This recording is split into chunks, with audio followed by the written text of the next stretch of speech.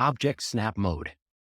In this lesson, we will familiarize ourselves with the types of object snap modes, with its settings, as well as the temporary override of the snap. And the first thing we will start with is defining what is object snap. Object snap is the main and fastest way to accurately indicate so-called characteristics points on objects without knowing their coordinates. Characteristic points, for example, include endpoints and the midpoint of a segment. Note that each snap has its own representation. That is, if it's an endpoint, it's square; if it's a midpoint, it's a triangle. Next, the center of an arc or circle. Snap to a point is called a node. Also, snap to a polyline. You can immediately see that these are endpoints and a midpoint. Next, snap to a dimension and a text insertion point, which is the same, as you can see, with text, block insertion, and attribute definition. Thus, the object snap mechanism allows you to indicate one of the characteristic points of an existing object as coordinates for the point of a new object. You can use object snap whenever the command line prompts you to select the first point, or specify a point. To enable permanent object snap, you need to open the Drawing Modes dialog. Setup, Object Snap tab. Using checkboxes, you can indicate all necessary modes and click OK. You can also enable permanent snap from context menu, Snap button. Similarly, here you can clear all, select all, or assign only those snaps you need. It's possible to enable multiple modes simultaneously, except for the one-time snap context menu, which is activated by holding down the Control or Shift key and right-clicking in the drawing area. A one-time object snap is typically used to replace a permanent object snap and remains active only until the current operation is completed. You can also use keywords in the command line to call a one-time object snap. For instance, the keyword in the command line is snap, and you can immediately select either Drawing Modes or the Object Snap button. Now, let's briefly discuss each snap individually. To do this, reopen the context menu of the Object Snap button, choose Deselect All, and leave only the endpoint active. Activate Line Creation. And this object snap will adhere to the nearest endpoint of the line. If it's a line, then to the line's endpoint, same with an arc or polyline. Also, you can snap to dimension lines. That's all. In this simple manner, we can snap to every point most precisely. The next snap is midpoint. This snap is used to locate the midpoint on objects such as an arc, line, and so on. On each side of this triangle, we can find the midpoint. Similarly, we can find the midpoint of an arc. You cannot find the midpoint for a circle and a point. We can't find the midpoint here because it's a spline. There are multiple midpoints for each segment. We can also find the midpoint for other objects, except for texts. In this manner, we can construct a triangle using the midpoints of the sides of an external triangle, as an example. The next snap is center.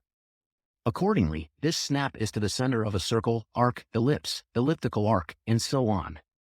From one center, you can snap to another and proceed with the construction of the desired object, whatever we need. The next snap up is node. And this snap is to a point object, as well as to a dimension-defining point. Or, alternatively, to the starting point of the dimension text. The next snap is quadrant.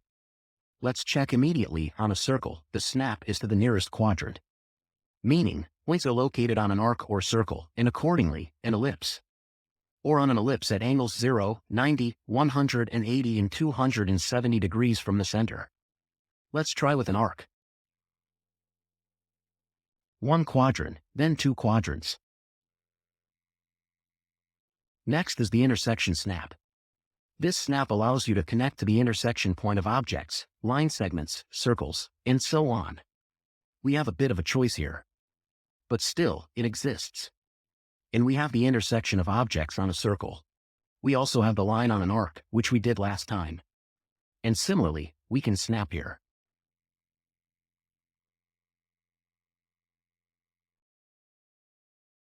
Next is insertion.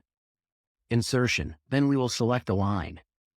The snap is to the insertion point of text, a block, shape, or attribute. In this case, text. The first insertion point, accordingly, of the text. Here, we have inserted a dimension. And we cannot snap to other objects anymore.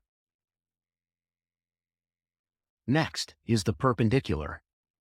This mode allows you to identify the intersection of the perpendicular with the object. It's more evident when you are drawing, and you see the very perpendicular line pointing to a certain type of object, or with its imaginary continuation. All objects using the perpendicular mode will be drawn strictly at 90-degree angle, meaning perpendicular to something. The next mode is tangent. Let's create an arc and test the tangent on it. Choose a line. The same selection for the first tangent point, and on the circle, we can also choose a tangent point. The next mod is nearest, which allows snapping to the point of an object closest to the cursor crosshair. This mode is enabled by default. You can disable it in the settings. We will talk about this a bit later and move on to the next mode, apparent intersection. Apparent intersection works in tandem with other modes. Let's look at a rectangle example, then select a line. We enable the midpoint and apparent intersection modes. Let's enable O-track. By hovering over the rectangle sides, using the apparent intersection, you can identify a neutral point of the rectangle at the intersection of two midpoints. In this way, you can start the drawing right from here. Here, it's searching for the midpoint of the next line segment.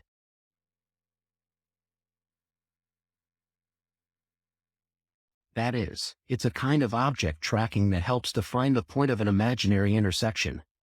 The next mode is parallel.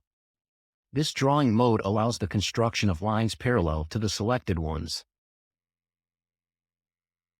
So, you see, a parallel line is automatically drawn relative to this line.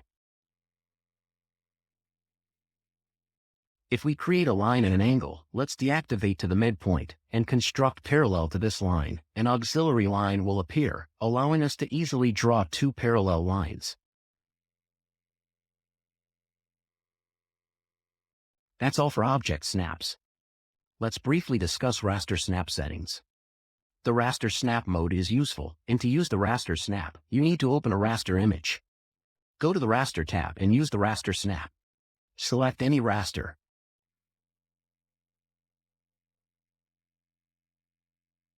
Now, let's go to the raster snap settings and discuss these parameters. We can specify the maximum width and maximum length of recognized raster objects, as well as the maximum break that will be ignored. Let's keep all the current settings and press OK. Next, we will activate the raster objects. Then choose the line and see how we can snap to the raster image. We can see that it recognizes the type of raster object, highlights it, and makes the snap. But it's worth noting that all of this is bundled together and you can separately adjust the raster snap. But that's basically all about object snap for us. We will delve deeper into them of snaps in practice.